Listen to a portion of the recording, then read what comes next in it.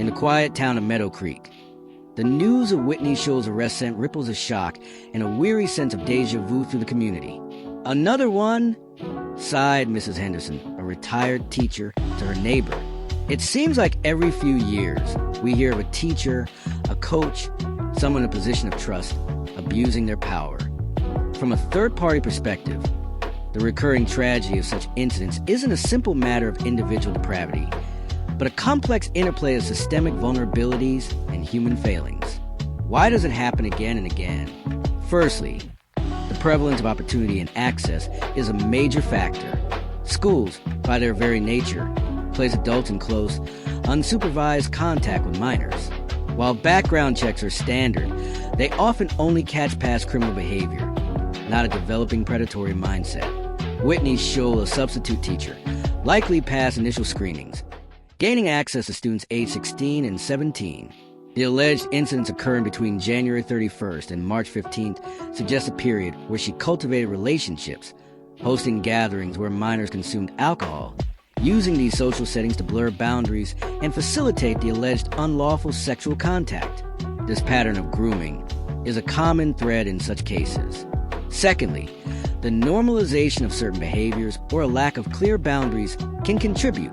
In some environments, casual interactions, even seemingly benign ones, can slowly erode professional distance. While the allegations against Schull are severe, fondling, attempting to force contact, touching an unconscious minor, the initial stages of such abuse often begin subtly. The fact that the victims were 16 and 17, while still minors, might contribute to a dangerous underestimation of the power dynamics at play by both the perpetrator and, tragically, sometimes even by the victims themselves, leading to delayed reporting. Thirdly, there's a failure of oversight and reporting mechanisms. While the school district confirmed Schull was no longer employed, the question lingers.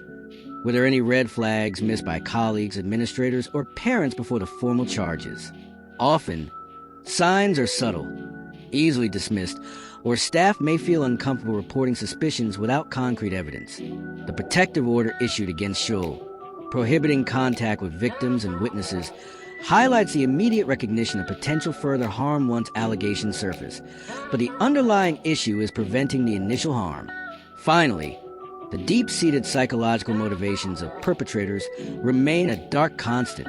While the specific motivation for each individual vary, a pattern of seeking control, gratification, and exploiting vulnerability emerges.